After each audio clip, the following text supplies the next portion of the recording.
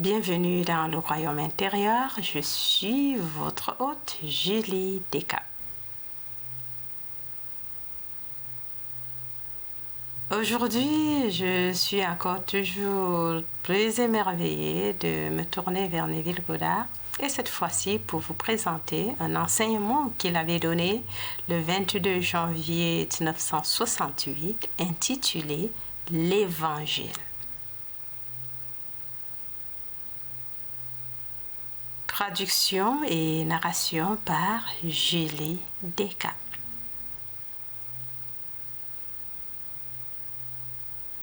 L'Évangile. Lorsque tu entends le mot évangile, tu penses généralement à Matthieu, Marc, Luc et Jean. Mais ce soir, je veux te présenter l'Évangile tel qu'il se trouve dans les lettres de Paul. Écoute attentivement ces mots. Je suis étonné que vous abandonniez si rapidement celui qui vous a appelé dans la grâce du Christ et que vous vous tourniez vers un autre évangile. Non pas qu'il y ait un autre évangile, mais il y en a qui vous troublent et qui veulent pervertir l'évangile du Christ. Mais même si nous, ou quiconque l'entend, devions prêcher un évangile qui est en contradiction avec celui que nous vous avons prêché, qu'il soit maudit.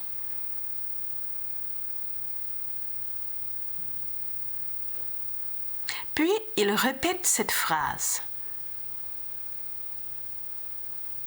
Je l'ai déjà dit, alors je le répète.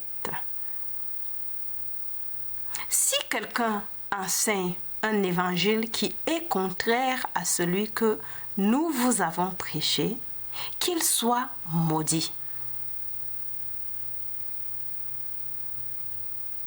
Tu remarqueras que Paul s'inclut lui-même dans cette déclaration, car il est possible, sous la menace de la mort, de la douleur ou de la torture, que l'homme confesse qu'il a eu tort.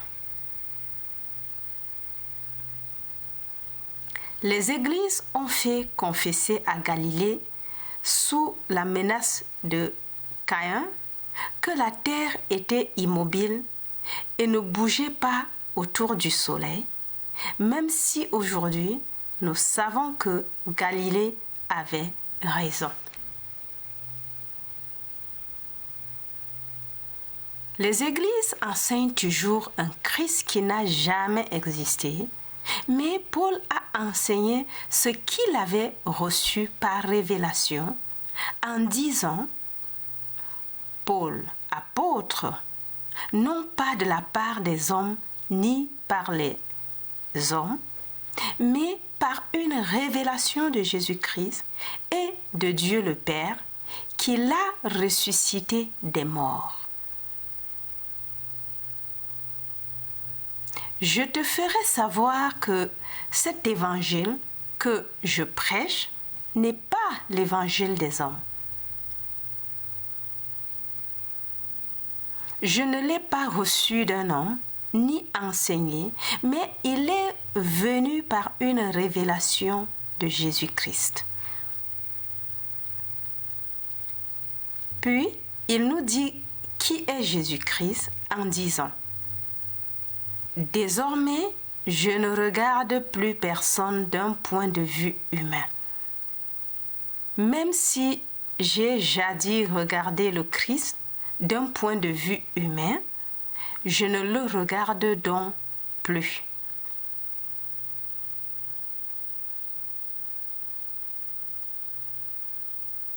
Or, les mots Christ et Messie sont les mêmes dans l'Écriture. Confessons Je suis un enfant d'Abraham de la tribu de Benjamin. Paul était un maître dans la loi d'Israël. Cherchant un descendant physique de Jéhovah pour venir comme Messie et détruire les ennemis d'Israël, le mystère se déroula en lui et il dit: Je suis un enfant d'Abraham de la tribu de Benjamin. Je veux que tu saches combien je m'efforce pour toi d'avoir une compréhension et une connaissance assurée du mystère du Christ, en qui sont cachés tous les trésors de la sagesse et de la connaissance. Pour Paul, la sagesse, la puissance et la connaissance de Dieu qui ont soudainement fait irruption en lui étaient le Christ, car lorsque les visions sont arrivées, il a compris qui était vraiment le Messie. Paul a réalisé que Dieu, appelé le Verbe, était enfoui dans l'homme et que son histoire comportait 3 étapes: sa plantation, sa mort et sa résurrection.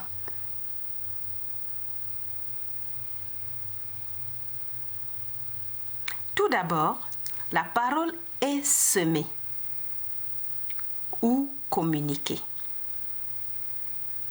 En entrant dans le monde de la mort, elle est oubliée dans la lutte pour la nourriture et les vêtements, le loyer et les impôts.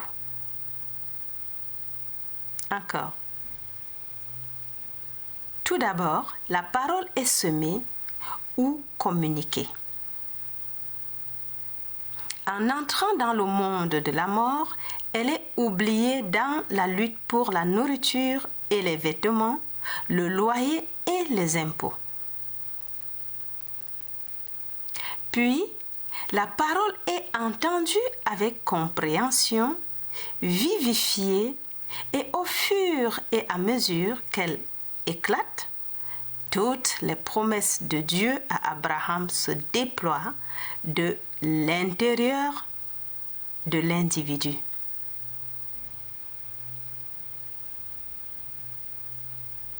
Lorsqu'elle éclatera en toi, tu ne chercheras plus un Christ physique, car tu connaîtras le Christ comme la sagesse et la puissance de Dieu en toi. Comme Paul, tu diras alors: Je ne considère plus personne du point de vue humain.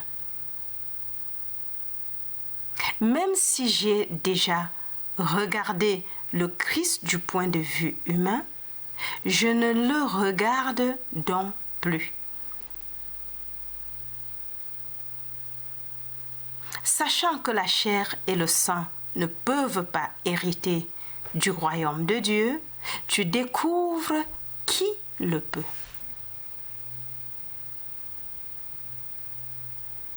Paul, s'adressant aux Thessaloniciens, dit: Lorsque tu as reçu la parole de Dieu que nous te prêchons, tu l'as acceptée non pas comme la parole des hommes, mais telle qu'elle est réellement, la parole de Dieu qui agit en toi, le croyant.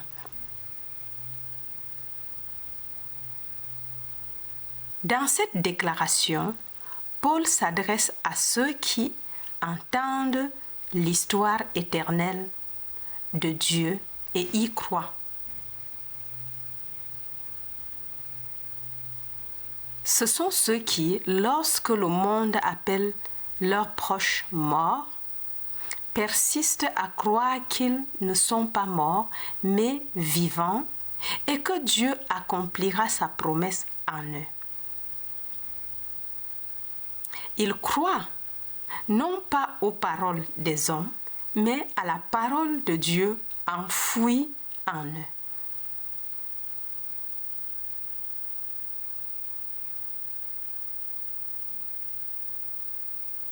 Voici une histoire que j'ai reçue vendredi soir dernier. Elle illustre la façon dont tu sauras quand la parole est vivifiée en toi. Cette dame s'est retrouvée en rêve dans une foule immense, assise sur un flanc de colline herbeux. Un homme se tenait sur une petite plateforme surélevée et parlait dans un microphone.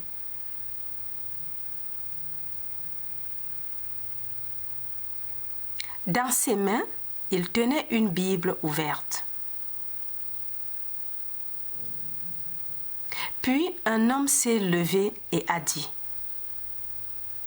« Je défie quiconque de refuter ma connaissance de la Bible. »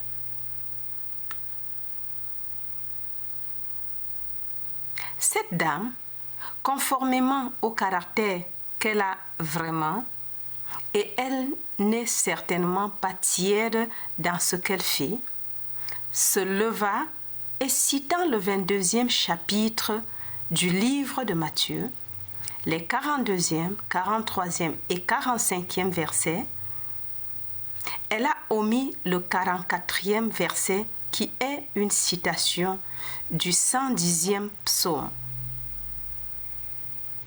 Dit: question, s'il vous plaît. Que pensez-vous du Christ? De qui est-il le Fils?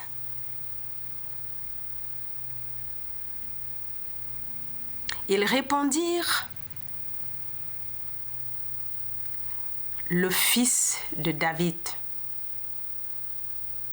Il leur dit: pourquoi donc David l'a-t-il appelé Seigneur par l'Esprit? Si David l'appelle ainsi Seigneur, comment peut-il être le fils de David?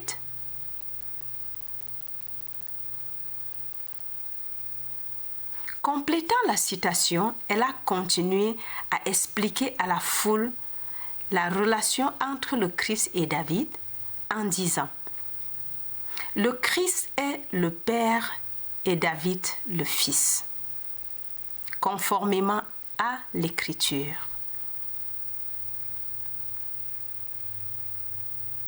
Puis, dans le silence de mort qui a suivi la déclaration, elle s'est réveillée.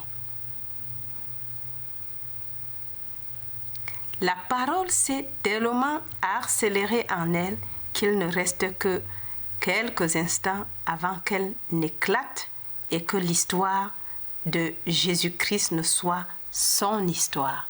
Wow.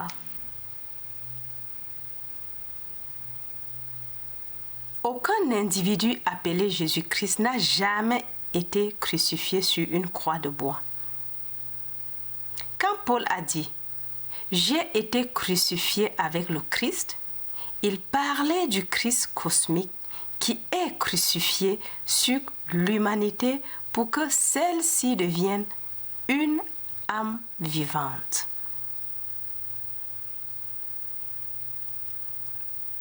C'est la sagesse de Dieu et la puissance de Dieu qui est crucifiée, mort et enterré en toi. Et c'est cette même puissance et cette même sagesse qui s'éveille pour te révéler comme la puissance et la sagesse de Dieu. Dans l'état de Paul, toi aussi, tu diras: j'ai été crucifié avec le Christ. Ce n'est pas moi qui vis, mais le Christ qui vit en moi, et la vie que je vis maintenant dans la chair. Je vis par la foi du Fils de Dieu qui m'a aimé et s'est donné pour moi.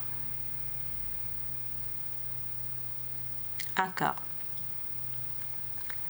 Dans l'état de Paul, toi aussi tu diras, j'ai été crucifié avec le Christ. Ce n'est pas moi qui vis, mais le Christ qui vit en moi, et la vie que je vis maintenant dans la chair, je vis par la foi au Fils de Dieu qui m'a aimé et s'est donné pour moi.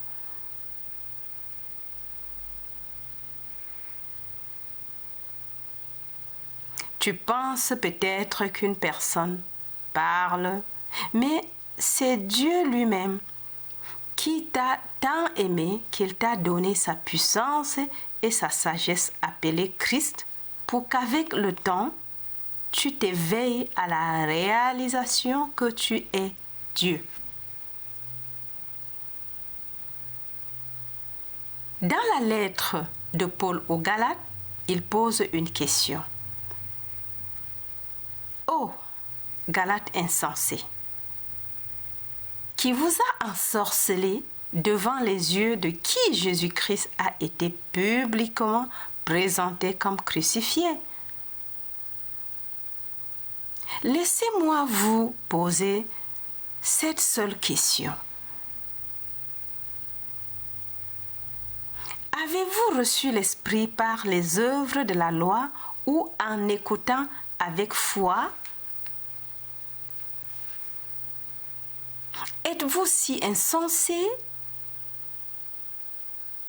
Après avoir commencé par l'Esprit, terminez-vous maintenant par la chair?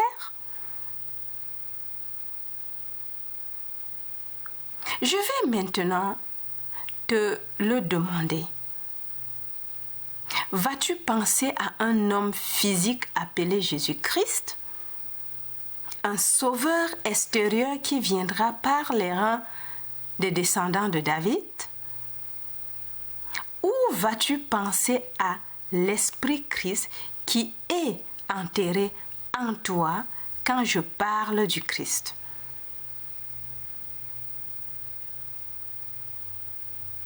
Vas-tu accepter l'idée que l'Esprit du Christ est crucifié sur toi et enterré en toi?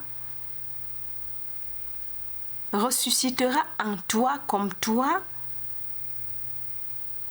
Ou vas-tu continuer à voir un être physique appelé Christ comme la puissance et la sagesse de Dieu? Paul se confesse. Je n'ai pas reçu cela des hommes, et ce n'est pas un homme qui me l'a enseigné. C'est venu par une révélation de Jésus-Christ qui est Dieu dans l'acte d'auto-révélation. Puis, il poursuit. Quand il a plu à Dieu de révéler son Fils en moi, je n'ai pas confessé avec la chair et le sang. Comment pourrais-tu demander à un autre d'expliquer une révélation qui est venue de l'intérieur de toi? Il pourrait te dire toutes sortes de choses sur l'extérieur, mais ils ne peuvent rien te dire sur ce grand mystère tant qu'il ne s'est pas déroulé en eux.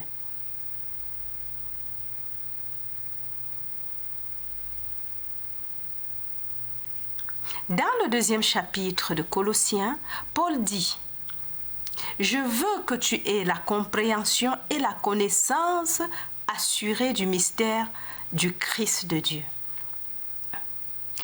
Il dit que le Christ est un mystère car tous les trésors de la sagesse et de la connaissance de Dieu sont cachés en lui.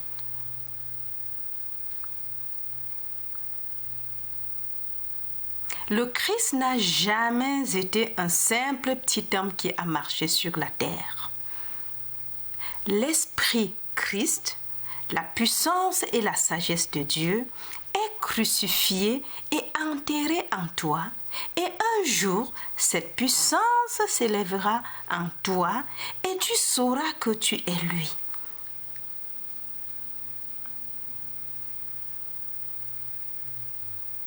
Que quiconque enseigne un autre évangile soit maudit. Eh bien, le monde entier enseigne un autre évangile.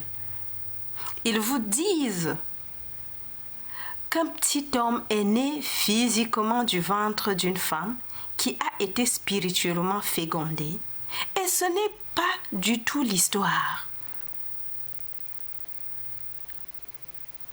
Tout le monde va donner naissance au Christ. Ce sera un signe pour toi quand tu tiendras cet enfant dans tes bras, car à ce moment-là, tu tiendras le signe de ta naissance dans la vie elle-même. Wow! Permets-moi de partager avec toi une vision de George Russell que nous connaissons tous sous le nom de AE, tiré de son livre The Candle of Vision, la bougie de la vision, qu'il commence en citant les proverbes et les paroles de Job. L'esprit de l'homme est cette bougie du Seigneur, et quand sa bougie brille sur ma tête, par sa lumière, je marche dans les ténèbres. Sa vision commence. Où j'ai vu cela, je ne le dirai pas. Il y avait une salle plus vaste que n'importe quelle cathédrale, avec des piliers qui semblaient construits en opale vivante et tremblante. Entre les piliers, il y avait des trônes sur lesquels étaient assis les rois divins, tous coiffés d'une crête de feu. L'un d'eux portait la crête du serpent, un autre était couvert de plumes de feu. Au bout de la salle, l'un d'eux était assis, plus grand que les autres, et rayonnait la lumière comme le soleil. En bas, sur le sol, se trouvait une figure sombre et deux des rois divins faisaient des mouvements avec leurs mains au-dessus de la tête et du corps. À l'endroit où leurs mains faisaient des signes, des étincelles de feu comme des bijoux clignotants éclataient. Puis, de ce corps sortit un être aussi grand, aussi glorieux et majestueux que ceux qui étaient assis sur le trône. En s'éveillant vers la salle et en prenant conscience de la présence des frères, il leva les mains en signe de salutation et les autres figures dorées bondirent de leur trône, levèrent les mains en signe de salutation et s'effacèrent rapidement dans la lumière où le grand était assis. Eux avaient écouté un Dieu qui se réveillait de son passage des ténèbres à la lumière.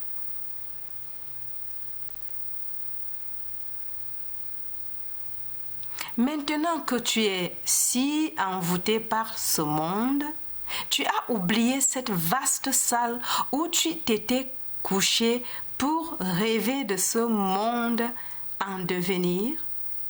Mais un jour, toi aussi, tu te réveilleras et tes frères, tous des rois investis, seront là pour te saluer. Un par par un, tous se réveilleront de la même manière pour être incorporés dans ce corps unique qui était à la fin, en attendant le retour de tous.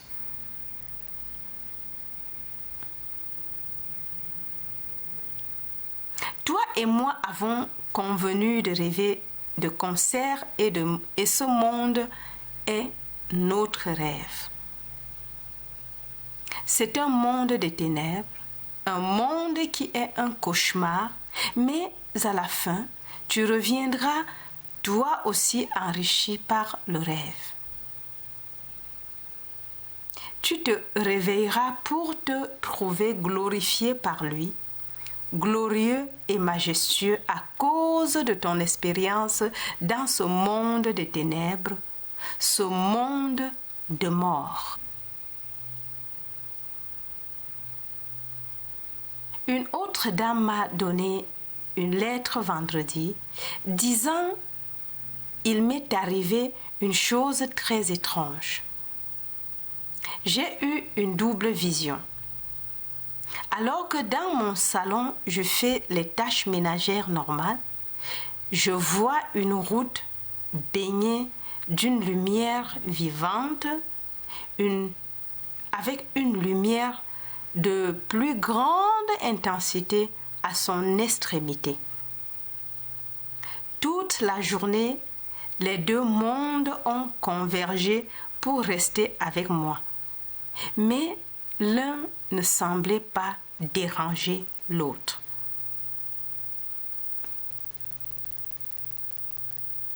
La première nuit de la double vision, alors que je m'allongeais pour dormir, j'ai vu un grand être vêtu de blanc. Il était si magnifique que je sentais que je devais être à ses pieds, et pourtant je savais que j'étais sur mon lit. Debout, les bras levés au-dessus de la tête, je vois qu'il tient une lampe qui éclaire tout autour de lui. Puis, je regarde à travers ses yeux et je vois mon mari qui dort sur le lit. Soudain, j'ai réalisé que je suis l'être qui vit l'expérience et qui la transmet. Puis, elle a posé cette question. Pourrais-je être cet être glorieux que j'ai vu?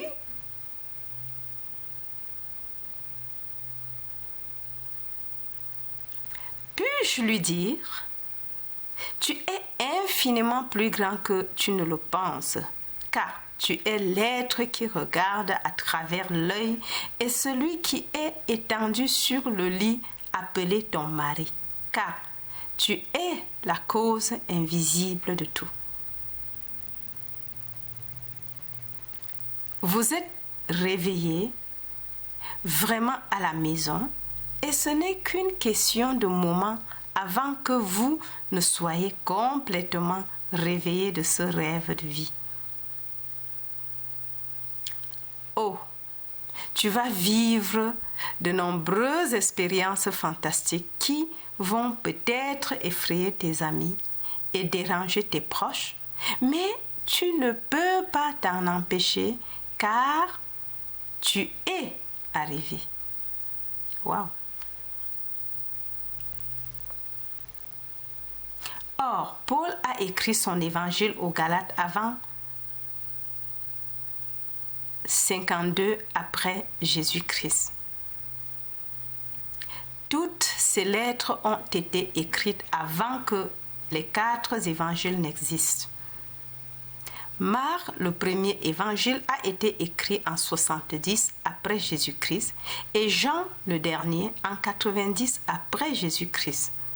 Lis le livre de Jean et tu verras qu'il s'inspire fortement de l'histoire de Paul. Toutes les promesses de Dieu se sont éveillées en Paul. Il raconte l'histoire telle qu'elle s'est déroulée en lui, dit-il. Quiconque raconte un autre évangile, qu'il soit maudit. Tout autre évangile détruit la vérité et maintient les hommes en esclavage. Aujourd'hui encore, après 2000 ans, les hommes s'égarent encore en se faisant enseigner l'historicité du Christ, car c'est un mystère.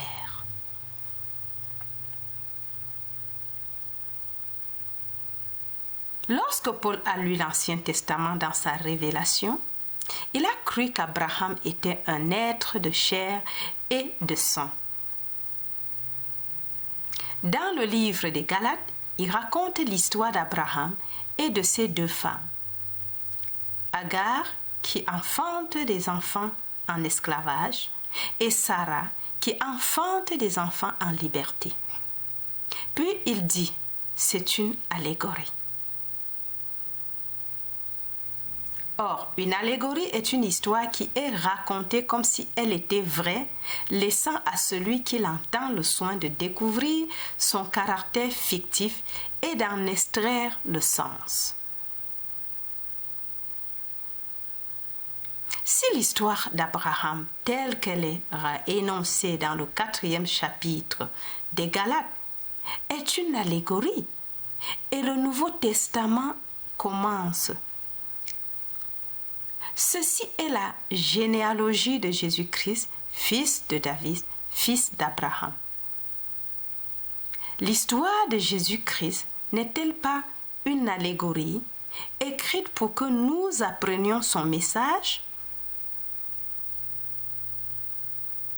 Cela ne signifie pas que l'histoire est un mensonge, mais parce que l'homme ne peut pas saisir le mystère de Dieu.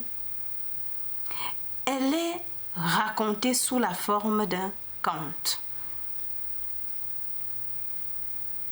Malheureusement, l'homme a accepté l'histoire au lieu de son message.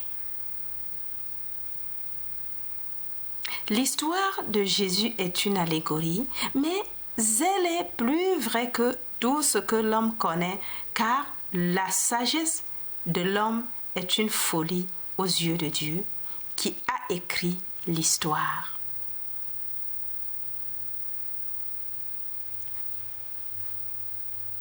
En 1929, à l'âge de 24 ans, je me trouvais en présence du Seigneur ressuscité et lorsqu'il m'a posé une simple question, j'ai répondu dans les mots de Paul. Foi, espérance et amour. Ces trois-là. Mais le plus grand d'entre eux est l'amour. Quand je suis revenue dans ce monde, je dois avouer que je me suis demandé pourquoi j'avais utilisé les mots de Paul plutôt que ceux d'un des évangélistes. Je ne dis pas que ce qui est consigné dans les 4 évangiles n'est pas vrai. Tout est vrai, mais les expériences qui y sont consignées ont été construites à partir de cet évangile original et tout enseignement contraire est un mensonge. Il n'y a pas de Jésus-Christ historique. Il n'y en a jamais eu et il n'y en aura jamais.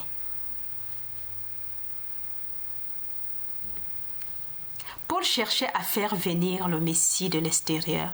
Et lorsqu'il est venu de l'intérieur, Paul a eu l'honnêteté d'enregistrer ce qui lui est arrivé. Et pour cela, il a été condamné par le Sanhédrin, ses propres frères terrestres. Ils l'ont emprisonné, l'ont enchaîné et ont voulu sa mort parce qu'il avait osé apporter une traduction des prophéties de Dieu qui différait de ce qu'ils attendaient.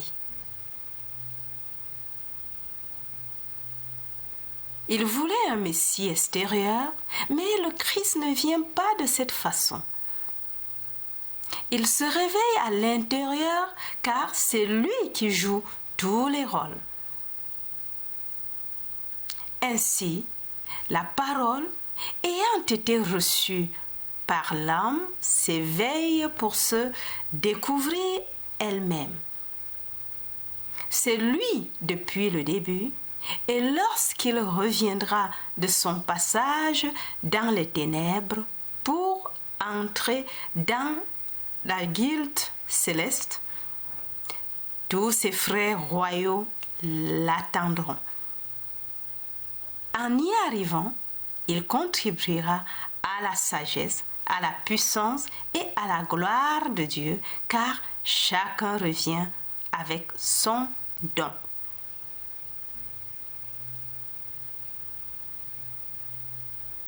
Lis attentivement les 13 lettres de Paul et tu te rendras compte que le système de la foi chrétienne était pleinement mûr avant que Matthieu, Marc, Luc et Jean n'existent. Paul appelle son système l'évangile de Dieu, le message du salut.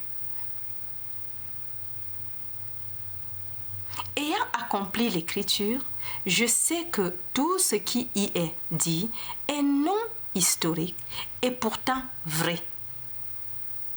Une histoire est racontée sur la nourriture des 5000, s'appelant lui-même le pain de vie qui est descendu du ciel et appelé le grand poisson. Il nous dit à tous que nous devons manger son corps et boire son sang. Donc, dans cette histoire, les 5000 sont spirituellement nourris. C'est mon expérience de cette histoire.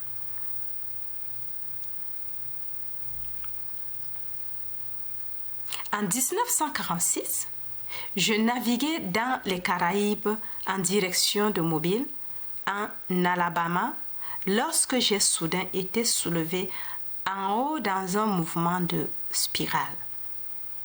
À mon réveil, un chœur céleste s'est mis à chanter encore et encore. Neville est ressuscité. Et j'ai eu l'impression d'être en conflit avec la mort et d'en être le vainqueur.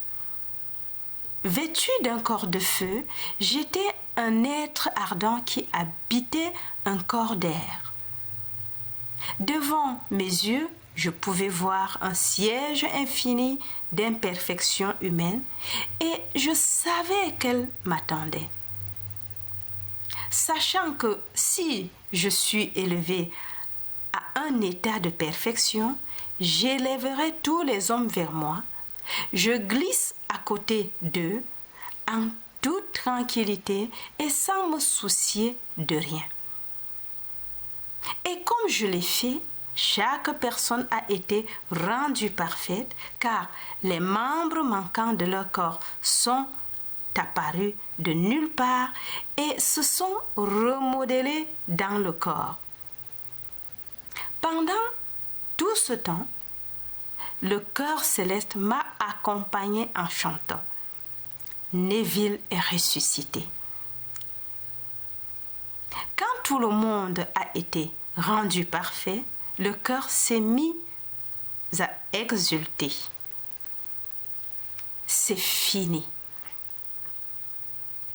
Et puis, pour la première fois depuis que j'ai quitté l'éternité, j'ai connu l'étape de l'exiguïté car à ce moment-là, je me suis sentie descendre et me condenser une fois de plus dans la camisole de force de ce corps sur la couchette d'un cargo qui arrivait à Mobile, en Alabama.